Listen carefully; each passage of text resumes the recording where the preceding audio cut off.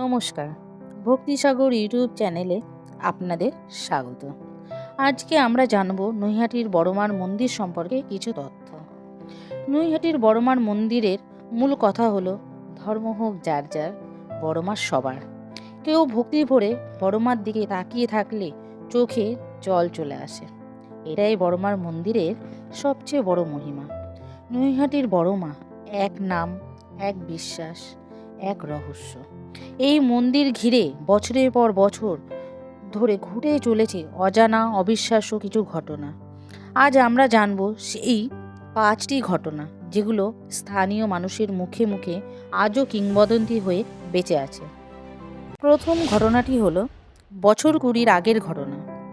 একদিন সকালে মন্দিরের পাশে কাজ চলছিল। হঠাৎ শ্রমিকদের নাকে আসে এক অদ্ভুত ধূপগন্ধ। কিন্তু আশ্চর্যের ব্যাপার, সেখানে তখন কেউ ধূপ জ্বালায়নি।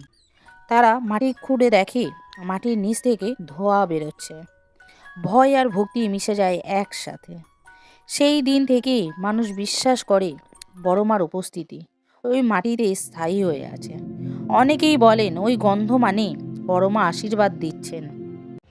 তো ঘটনাটি হলো এক বর্ষার রাতে, যখন মন্দিরের সব দরজা বন্ধ, তখন হঠাৎ শোনা যায় ঘন্টার শব্দ। পূজারী দৌড়ে এসে দেখে কেউ নেই, কিন্তু ঘন্টা নিজে থেকেই দুলছে। পরের দিন আশ্চর্যজনকভাবে দেখা যায় সেই রাতে মন্দিরের ভেতরে প্রদীপ জ্বলেছিল, অথচ কেউ ঢোকেনি। স্থানীয়রা বলেন যখন মায়ের ইচ্ছে হয় মা নিজেই আরাধনা গ্রহণ করেন।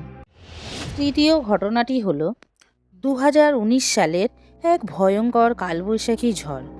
চারপাশের গাছপালা উপড়ে গিয়েছে, ঘরবাড়ি ভেঙে পড়েছে, কিন্তু বড়মার মন্দিরের এক টালিও নড়েননি।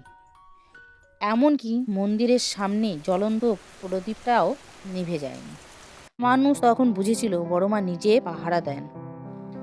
সেই ঘটনার পর থেকেই প্রতি বছর সেই দিনটিতে বিশেষ পুজো হয়, ঝড়ের হাত থেকে রক্ষা পাওয়ার জন্য।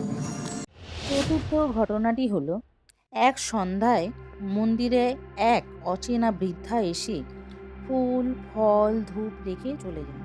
তার মুখে ছিল অদ্ভুত শান্তি। পূজারীরা পরদিন আবার তাকে খুঁজে দেখতে চায়, কিন্তু পুরো এলাকায় কেউই জানে না সেই বৃদ্ধাকে। অনেকের মতে সেই বৃদ্ধাই ছিলেন বড়মার রূপে অবতীর্ণ। সেই দিন থেকেই কেউ একা মন্দিরে গেলে আজও মনে হয় কেউ পাশে দাঁড়িয়ে আছে। পঞ্চম ঘটনাটি হলো এক সময় এক মহিলা গুরুতর অসুস্থ অবস্থায় হাসপাতালে ভর্তি ছিলেন। ডাক্তাররা আশা ছেড়ে দিয়েছিলেন। তার পরিবার বড়মার মন্দিরে মানত করে আসে, যদি সুস্থ হয় তাহলে মন্দিরে ফল আর মিষ্টি নিবেদন করবে তারা। আশ্চর্যের ব্যাপার, পরের দিন সকালেই ডাক্তাররা জানালেন হঠাৎ তার অবস্থার উন্নতি করেছে। কয়েকদিন মধ্যেই সেই মহিলা সম্পূর্ণ সুস্থ হয়ে যান। আজও তার পরিবার প্রতি মাসে বড়মার মন্দিরে আসে বড়মাকে কৃতজ্ঞতা জানাতে। বড়মা শুধু এক দেবী নন, তিনি এক বিশ্বাস, এক শক্তি, এক রহস্য।